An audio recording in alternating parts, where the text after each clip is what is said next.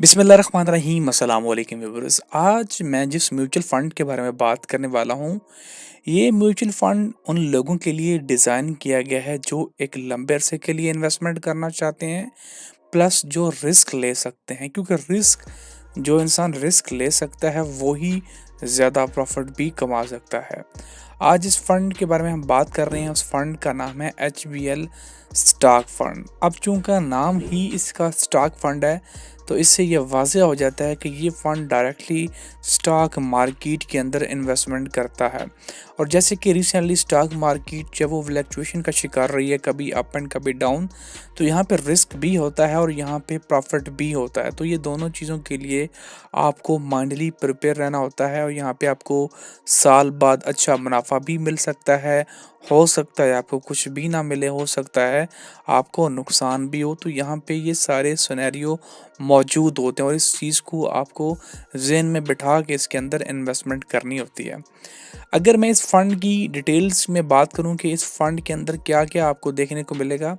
सबसे पहले अगर हम बात करें कि इसके एसेट्स की, तो इस वक़्त इसके अंदर 3,478 मिलियन की इन्वेस्टमेंट मौजूद है जो कि लोगों ने की हुई है। और इसकी जो लॉन्च डेट है वो 2007 से ये फंड जो है वो काम कर रहा है। मैनेजमेंट फ़ीस की बात की जाए तो यहाँ पे 3% पर एनम की मैनेजमेंट फ़ीस है। 3% से मुराद है कि आपकी 1 लाख पे 3,000 रुपये सालाना की फ़ीस काटी जाएगी।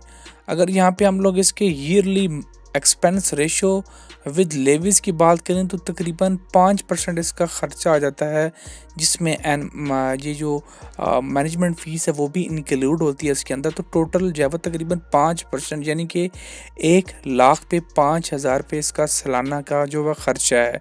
अब वो कौन सा ख़र्चा जिसमें ये टीम आपकी जो फ़ंड को मैनेज करती है, उस टीम की जो सैलरीज़ वग़ैरह हैं वो आपके इसी ख़र्चे अखराजात से निकलते हैं, तो ये उनके लिए ये सारा कुछ होता है। तो यहाँ पे अगर हम लिस्टिंग की बात करें तो ये जो लिस्टिंग है ये पाकिस्तान स्टॉक एक्सचेंज के अंदर जो वो लिस्टेड है और इसके जो ट्रस्टी हैं वो भी यहाँ पे मेंशन है। ये सेंट्रल डिपॉजिटरी ऑफ पाकिस्तान इसके ट्रस्टी हैं। बेंचमार्क की बात करें यानी बेंचमार्क उसको कहा जाता है कि ये फ़ंड कौन से किस चीज़ को फॉलो करता है, तो ये KSE 30 यानी स्टॉक मार्केट की टॉप 30 जो बेहतरीन परफॉर्म करने वाली कंपनी है उनको ये अपना टारगेट बना कर उनको फॉलो करता है। और इसकी टाइप की बात करें तो ये एक ओपन एंड फंड होता है, यानी कि इसमें कोई टाइम की रिस्ट्रिक्शन नहीं होती है। आप जब चाहें यहाँ पे इन्वेस्ट कर सकते हैं और जब चाहें यहाँ से आप लोग निकल सकते हैं। इक्विटी स्कीम है, इक्विटी से मुराद होता है कि जो डायरेक्टली स्टॉक मार्केट के अंदर इन्वेस्टमेंट करते हैं। फ्रंट एंड लोड की बात करें तो जब आप यहाँ पे इन्वेस्ट करेंगे तो 2.5% आपसे उस वक़्त भी कटौती की जाएगी। ये उसमें जब वो ये आपके जो एक्सपेंस रेशियो है सालाना के वो इंक्लूड नहीं है। ये एक वन टाइम कटौती होती है। अगर आप 50 साल भी इसके अंदर इन्वेस्टमेंट किए रखेंगे तो ये आपका फ्रंट एंड लोड एक दफ़ा ही कटेगा।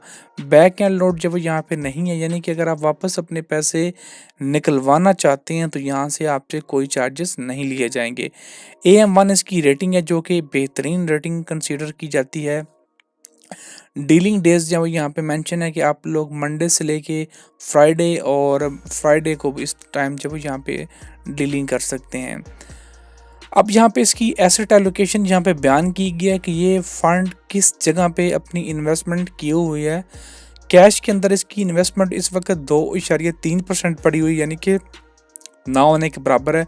ये सिर्फ इसलिए रखी जाती है कि अगर कोई बंदा इन्वेस्ट करके वापस अपने पैसे लेना चाहता है तो उनको फ़ौरन कैश दे दी जाती है। बाकी इसकी 93% इसकी जो इन्वेस्टमेंट है वो स्टॉक मार्केट के अंदर की हुई है। अगर हम सेक्टर वाइज बताएं कि कौन से सेक्टर के अंदर इसकी इन्वेस्टमेंट है, तो बैंक्स के अंदर 30% है। उसके बाद ऑयल एंड गैस के अंदर यहाँ पे 16% है। सीमेंट के अंदर 11%, फर्टिलाइजर के अंदर 6%, टेक्नोलॉजीज़ के अंदर 5% और अदर्स के अंदर जो है वो 24% इसकी इन्वेस्टमेंट है। बाकी यहाँ पे इसकी टॉप 10 कंपनीज़ यहाँ पे मेंशन है कि टॉप 10 कौन सी कंपनीज़ के अंदर इसकी जो है वो यहाँ पे इन्वेस्टमेंट है, तो वो आप यहाँ पे देख सकते हैं। और यहाँ पे अगर हम फंड्स रिटर्न्स की बात करें तो यहाँ पे देखिए कि जब से ये फ़ंड लॉन्च हुआ है उससे लेके अब तक 642% का यहाँ पे रिटर्न मिल चुका है, यानी कि तकरीबन 20 साल की मैं बात कर रहा हूँ। अगर हम ईयर टू डेट की बात करें तो यहाँ पे तकरीबन पिछले 1 साल के अंदर 41% का यहाँ पे आपको मुनाफा हुआ है। यहाँ पे 1 साल के यहाँ पे आप रिटर्न देख लें 48% हैं। पिछले 3 साल के रिटर्न्स अगर आप देखें तो ये 141% हैं। और तो इस हिसाब से अगर आप 5 साल के देखें तो 141% के यहाँ पे रिटर्न्स हैं। उसके अलावा यहाँ पे पर मंथ के हिसाब से आपको रिटर्न देखने को मिलते हैं। जनवरी के अंदर 3% का मुनाफा हुआ, दिसंबर के अंदर तकरीबन 5% का, उसके अलावा नवंबर के अंदर 2%, अक्टूबर के अंदर ये माइनस में गया है, सितंबर के अंदर इसने 14% का रिटर्न दिया है, अगस्त के अंदर 9 जब वो तकरीबन 9%, उसके बाद जुलाई के अंदर 6%, जून के अंदर जब वो तकरीबन कर लें 1.9%, इस तरह मई के अंदर भी 6.3%। तो यहाँ पे 1 साल के भी आपको रिटर्न देखने को मिल रहे हैं। तो यहाँ पे तकरीबन पिछले 1 साल के अंदर इस फंड ने 41% का रिटर्न आपको निकाल के दिया है। अब ये आपने याद रखना है कि ये फिक्स नहीं होता कि जी आपको मुनाफा होना ही होना है। सम टाइम यहाँ पे लॉसेस भी होते हैं, लेकिन उनकी जो परसेंटेज है वो तकरीबन काफ़ी कम होती है, लेकिन लॉसेस होते हैं, ज़रूर होते हैं। 1 लाख अगर आपने इन्वेस्ट किया है इस फंड के अंदर, जो कि करंट रेशियो के हिसाब से 41% अगर रिटर्न बनता है तो वो 41,000 रुपये बनता है साल का। इसमें से अगर आप फ़ायदे होंगे तो 20% का आपका जब यहाँ से टैक्स कट जाएगा, बाकी आप इसको 12 पे डिवाइड कर लेंगे तो ये आपका महीने का रिटर्न निकल के आएगा। अगर आप नॉन फ़ायदे होंगे तो फिर आपकी 35% की जो यहाँ पे कटौती होगी। बाकी अगर आप इस फंड के अंदर इन्वेस्टमेंट करना चाहते हैं तो यहाँ पे आपको इनका अकाउंट ओपन करना होगा म्यूचुअल फंड का।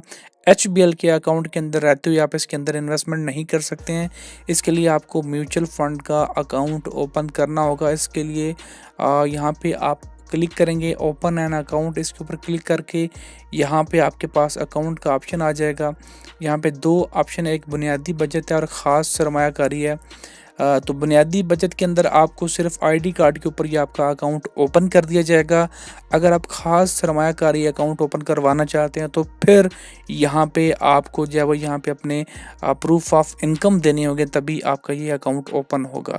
तो जौन सा भी अकाउंट आप ओपन करवाना चाहते हैं यहाँ पे ओपन अकाउंट पे क्लिक करके अपनी डिटेल भरें और अपना अकाउंट क्रिएट करके इसके अंदर इन्वेस्टमेंट करें।